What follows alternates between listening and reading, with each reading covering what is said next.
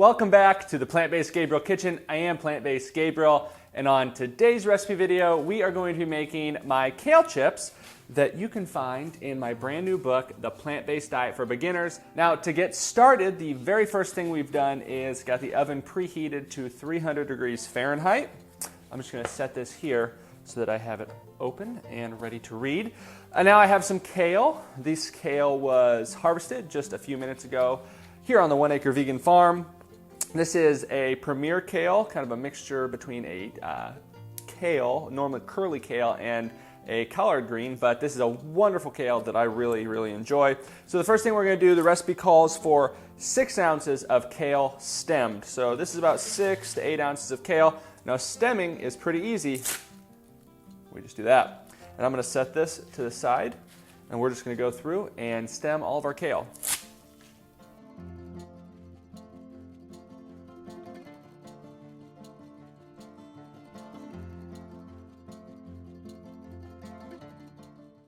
Last one, but just look how big that kale is. Beautiful vegan and organic grown kale.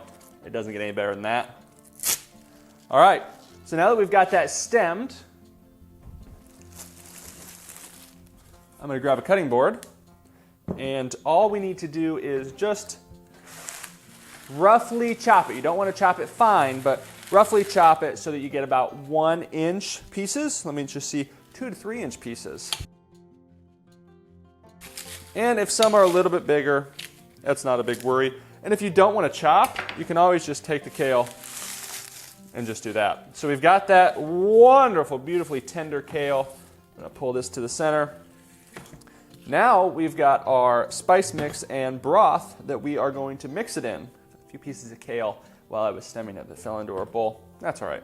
So for our broth or mixture that we're going to end up tossing the kale and massaging the kale with, I have 1/4 cup of vegetable broth. That's just a organic vegetable broth. If you don't have vegetable broth, you can just use water. You might just want to bump up the spices a little bit. We have 1 tablespoon of nutritional yeast, 1/2 teaspoon of garlic powder, and 1/2 teaspoon of onion powder. If you want to make this one your own, I recommend first that you try this recipe, right? It's in the Plant-Based Diet for Beginners. This is an easy to make recipe, one that you can throw together a few times a week. This will make a great snack. But after you try that, you want to spice it up or go a few different routes. You could throw some crushed red pepper flakes in there to make it a spicy kale chips. You could throw some curry powder in there to make a curry powder. You could throw some cumin and chili powder to make more of a Mexican flavored kale chips. The possibilities are endless. So now that we've added this all to the bowl, we're just going to mix it together. I'll use my tablespoon. That looks good, just a few seconds there, because we're really going to massage that into the kale. That's the key to this recipe, and to getting that flavor into the kale is our next step, is add our kale into our bowl. And the bigger bowl, the better here. You don't want it going everywhere. This is a recipe that I made while I was home taking care of my dad. As he was really fighting to save his leg, I went home and decided that, hey, I was going to cook every meal for mom and dad, and kale chips were a staple because my dad was a big potato chip eater, so what better thing to get him used to other than kale chips. So now we're just going to massage it in. I like to kind of give it a kind of the old round here, get that liquid in there. It can get a little messy if you're not careful. We're just going to massage this for probably about 30 to 45 seconds.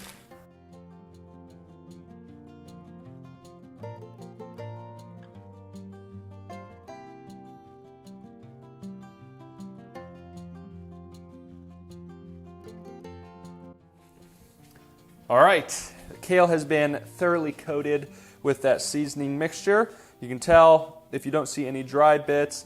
A lot of people see the amount of liquid I have in there, just 1/4 cup for all that kale, but that's okay because you're really massaging it in. You don't want it to be super wet because then it takes a longer time to bake or cook.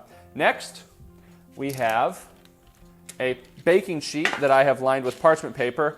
Now, I don't have a huge baking sheet, so I'm gonna have to do this in a few rounds. But all we're going to do is add our kale chips, or our kale, they're not kale chips yet, to the baking sheet lined with parchment. And parchment paper is really the vegan, plant-based baker's best friend. So now that I have these all on here. You don't want to stack them up too high because it will take a while and they're kind of clumped together. Again, I'm going to have to do 2 rounds of that, but that's all right. So we have the oven preheated to 300 degrees. We're going to add this in. It's going to cook for 20 minutes in total, but we're going to take it out at 10, flip over the kale chips, and cook for another 10 minutes. So we'll be back in 10 minutes after those are done. Our 10-minute timer just went off. Let's see how they are halfway through.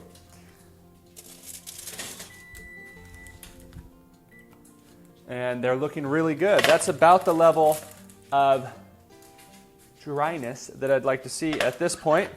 Now you could come through just with your hand, flip them over, but I'll do it more en masse with an old spatula. All right, those have been flipped. Let's put them back in for the last 10 minutes, and then we'll be back to give them a try. Our second 10-minute timer just went off. Let's check. Whew. It's warm. Ooh. The smell that just came out of the oven is so wonderful. I'll pop that up there so you can see. Nice and crispy. You might notice that, hey, depending on oven temperature, they might need to stay in there for 3 or 4 more minutes, but these got nice and crisp. Let's give them a try.